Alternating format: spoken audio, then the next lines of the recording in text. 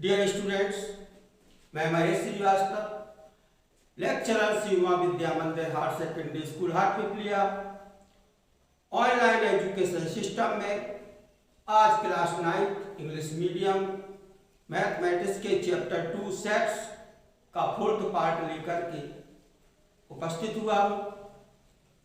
आप लोगों को इसके पहले सेट्स के कुछ सम्स मैंने सॉल्व कराए थे। ये 3rd क्वेश्चन है एक्सरसाइज 2.1 का। x ratio x is a positive integers and x से बड़ा छोटा 4 और 12 से बड़ा x, यानी 12 से x छोटा है और 4 से बड़ा है। Which of the following statement are true or false? इनमें से कौन सा स्टेटमेंट सही है या गलत है? इसको सॉल्व करने से पहले हम आपको यहां समझाना चाहेंगे, तब आपकी समझ में आएगी। ठीक है, 4th वाले पर चलते हैं। Which of the following are null sets? Give reason for your answer.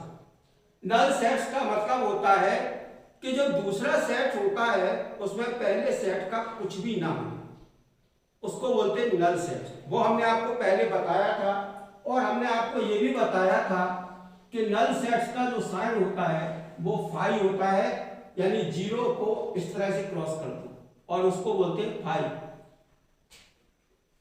अब आते हैं, इन्होंने क्या पूछा, रीजन भी पूछा है और इनमें से नल सेट्स कौन सा है। तो देखिए पहले समझते हैं। x रेशियो x इक्वल नहीं है x के, यानी ये x जो है इसके इक्वल नहीं है। जब ये और ये इक्वल नहीं है तो सेट को बनने से रहा, यानी ये नल सेट्स। अब ये सेट नल क्यों नहीं है? x ratio x plus 5 equal to 5, यानी x कोई नंबर है उसमें 5 प्लस होते हैं तो 5 आता है। स्वाभाविक बात है कि ये सेट सही है और ये नल सेट है, यानी इसमें कुछ भी प्राप्त नहीं होगा क्योंकि x इक्वल नहीं है x के, क्रॉस लगा हुआ है। तो आंसर में हम लिख सकते हैं first is a null set because there is no x which is not equal to x। ऐसा कोई x ही नहीं है जो x के इक्वल हो, क्योंकि x इक्वल टू निल, यानी ये निल है, यानी इससे ये इक्वल नहीं है, इसलिए ये नल सेट्स होगा। अब चूंकि हमने फर्स्ट छोड़ दिया, क्यों छोड़ दिया आते हैं यहां। ये शंकर जी का त्रिशूल समझ लो, दुर्गा जी का समझ लो। ये त्रिशूल जो है वो इस तरह से है, तो यदि ये साइन है तो इस साइन का मतलब है इज एन एलिमेंट, यानी यह एक एलिमेंट्स है। और अगर ये त्रिशूल को ऐसे कटा हुआ है तो इसको कहा जाता है इज नॉट एन एलिमेंट्स। अब अगर त्रिशूल का जो बीच वाली डंडी नहीं है, केवल इतना हिस्सा है, तो इसको कहेंगे इज ए सेट। ये इज ए सेट का साइन है और इस के नीचे अगर लाइन खींची हुई है तो इसको कहेंगे इज ए सबसेट। यानी सेट इज ए सेट का मतलब ये समुच्चय है और ये उपसमुच्चय है, यानी दूसरे समुच्चय का कुछ हिस्सा है। अब सबसेट को हम समझते हैं आसानी से। इंडिया अंग्रेजों का पहले अधीन था, तो ब्रिटिश रूल चलता था, लेकिन जो ब्रिटेन की महारानी थी वो ब्रिटेन में रहती थी। तो इंडिया जो था वो हमारे जो देश है, जो इंग्लैंड का उपनिवेश था, यानी वो उपनिवेश था। अब वो तो कह सकते हैं, इंग्लैंड वाले कह सकते थे उस समय कि इंडिया हमारे अधीन है, लेकिन इंडियन नहीं कह सकते थे कि हम इंग्लैंड के निवासी हैं। वही स्थिति इसमें आती है उपनिवेश में कि एक जो दूसरा पार्ट होता है उससे कुछ पार्ट अलग हो जाता है, मिलता जुलता है, और इसको बोलते हैं उपनिवेश। सेट का मतलब होता है पूरा का पूरा, होल। इसको हम और आगे जब सॉल्व करेंगे तो हमारी समझ में आ जाएगी। तो सब सेट का मतलब होता है पहले या एक सेट से दूसरे सेट के कुछ हिस्से। आप समझेंगे तो और आगे समझ में स्पष्ट आ जाएगी। If some elements of a set are taken from another, some elements of a set, एक सेट के कुछ elements are taken from another set, दूसरे सेट से लिए जाते हैं। Then the new set, तब एक नया सेट तैयार होता है। Thus form is called subset। इस प्रकार ये जो तैयार होता है उसको सबसेट कहते हैं ऑफ गिवन सेट, यानी दिए हुए सेट के। एग्जांपल समझते हैं, a equal to a e i o u और b इक्वल टू दिया है a b c d से z तक, a b c d dot dot x y z।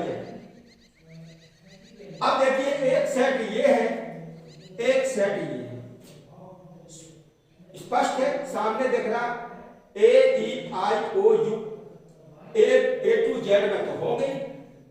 तो हम कह सकते हैं this set every element of set A is an element of set B, यानी इसका प्रत्येक एलिमेंट्स इसका मेंबर है। A भी मिलेगा, इसमें E भी मिलेगा, I भी मिलेगा, O भी मिलेगा और U भी मिलेगा। Set A is a part of set B, set A जो है सेट B का एक पार्ट है, हिस्सा है। B से A is subset of B, तो हम कह सकते हैं कि A is subset of B। और हम लिख कैसे सकते हैं, देखिए A इज सबसेट। अब आप पूछेंगे कि ये जब ये सबसेट है तो इसको क्या बोलते हैं, तो ये एलिमेंट्स है। एलिमेंट्स का होता है मतलब कि ए। अब देखिए ए एलिमेंट्स है बी का, इस बी का एक एलिमेंट्स है, यानी इस बी का एक हिस्सा टुकड़ा ए है। लेकिन यदि ये होता पा, तो पा बी में कहीं नहीं है, तो पा बी का हिस्सा नहीं है।